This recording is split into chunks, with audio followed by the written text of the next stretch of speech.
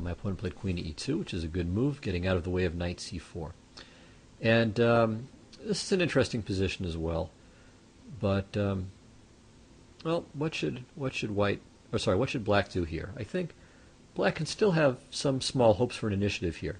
I mean, I like black's pieces better than white's. I mean, I think the minor pieces are better for black slightly. I kind of like black's queen relative to white's. The only problem I have in my position is the a6 pawn. And that's probably enough of a problem, though, that the game should be a draw, as indeed happens. But I still feel like I maybe should have a little something here. So see what you can find. See if you can figure out anything good for black here. Well, objectively, I don't think that I have anything. But I think I can maybe get a little more play than I do in the game with the move knight to c4. And, okay, if white plays knight to a4 or knight to d1, I think the position is equal. If he plays knight to b5, this is just nothing. I play queen c5, and the knight's got to retreat.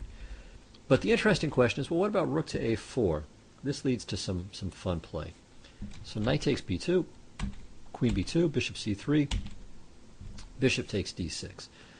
So this is kind of an entertaining position at this point. Okay, of course I could play queen takes d6, then queen c3, queen takes d5. All right, this should be perfectly good as well. So this is probably quite simple. Let me think here if there's anything big I'm missing. Yeah, I mean this should be pretty good for me. But I can also play queen d7. This leads to some amusement. So hitting the rook, of course the queen's still under attack, and now queen a3. And then here a very interesting line is rook to e8. So this gives, I think, black a big advantage. The threat is not just mate, but rook e1 followed by rook to a1, winning the exchange. But white has remarkable defense against this plan with f3, believe it or not.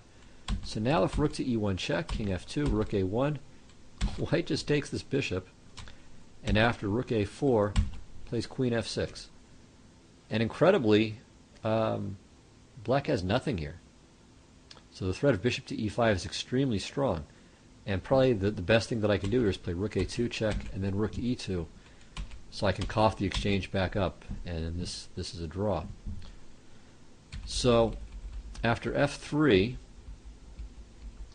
black should instead play queen to b5, keeping the threats up against the white king. After h4, queen takes d5, king h2, bishop b2, and then queen c6. Okay, kind of an abstract variation, but ultimately black maintains his extra pawn with very good winning chances. So this is essentially just a lot of trouble for white without any real justification. But again, if knight c4, just knight a4 or knight to d1 should equalize. All right, well, I played queen to c4, and my opponent found a good move here, king to f1. Probably the best that I could play here. I mean, I'd love to play knight to d3, but this is a blunder. He plays rook a4. What do I do? Queen to b3 is the only try. Queen takes, bishop takes, but now I'm in a fatal pin. Rook to c4. I lose the bishop in the game. So I didn't do that, of course. What I should have played was queen to b4, with the idea of knight c4, or rook to b8 even. Here, the following would be at least a logical continuation. Takes, takes, queen b2, check here, and now bishop takes e5. And I don't really want to give him this nice passed d pawn, so probably best is just to give perpetual check here. Yeah, so that's a possible continuation with a draw. Instead, well, I decided to play king f8, and while it's playable, it maybe gives him a little edge here. So he played rook a4, I took, and now probably the best move would have been f5 to keep his knight off of e4. Then one possible continuation is to take and play knight to d1. This has to be a draw, though. So maybe white has a minuscule edge because my a6 pawn is slightly weaker than his b2 pawn, but really it would be pretty surprising if I failed to draw this. All right, but in the game I played rook to b8, trying to stay active. And here I think he should play knight to d1, but he had an interesting idea. He realized that my d6 pawn is a bit vulnerable. So rook takes b2 check, king to d1, and here I think I made another inaccuracy. Well, I think the position is equal here, and king to e7 is maybe pushing my luck a little bit. He could have maybe had some ways of giving me a tough time after that. So the simplest would be either rook to b4, keeping his knight off of e4, or knight to c4. I think I probably rejected this because of something like rook c6, but this is no big deal.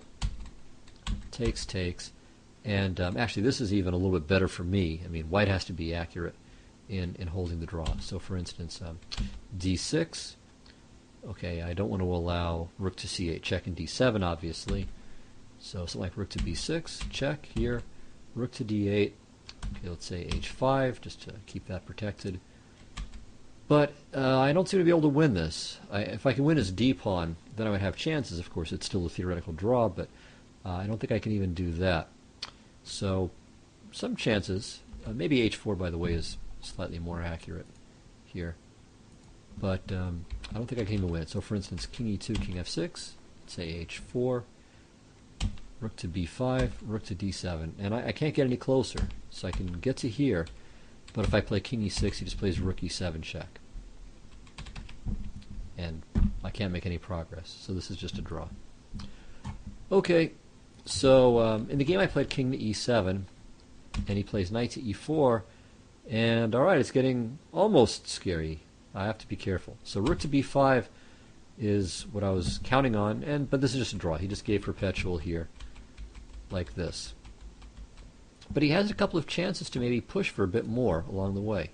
So after rook a7 check, king f8, here actually bishop to e5 is a little bit awkward for me. So okay, I take the pawn, and now he's threatening rook to a8 mate. What do I do about this? Maybe the best is king to e8, but okay. I mean, it's a little bit scary here. Now bishop to e7. Okay, so the point of rook c7, the check and then putting the rook on c7 is that I don't have knight to c4 now. So I have to try this. And now he's threatening rook to c8 mate, so I play here. Now he's threatening rook to a8, which wins a piece, so I come over here. And I'm getting a little far away from my pieces from the king side. It's a little bit vulnerable there, but it seems like I'm holding. So I'm threatening f5 here, so he's got to move the bishop away. And now after bishop to e5, it looks like I have everything under control. So black is safe, but some scary moments there. Also, okay, after rook a8 check in the game, king e7, he has the cute move rook to e8 check. Takes, knight d6, and here, all right, I'm just a pawn down, although I can probably win it back. So here, d6, something like f5, and yeah, this is kind of a weird variation. It's as if I'm ignoring his d pawn, but the point's to keep his king restrained, and again, gradually I can encircle the d pawn and win it. The main thing is to not let his king activate while I put my pieces on the best squares. But again, here I'm at least having to solve some problems. It's not trivial. But anyway, I was pushing a little bit, he was pushing a little bit, and I think overall the result was quite a fair one. I think we both found some nice ideas, and so the draw was agreed here. So I hope you enjoyed this game. I certainly enjoyed it looking at it. I think I was kind of disappointed at the time. It was very effective. Still pretty effective, but back then, I think non-masters almost never drew. I had a huge score against experts. Beyond what the rating difference would lead you to expect. So I was a little disappointed, but he played a good game, and now looking back at it, I enjoy it. It's just a very interesting, and I think overall pretty well played game by both sides. So anyway, I hope you enjoyed it. Said that already. I'll see you next time. Thanks a lot. Bye bye.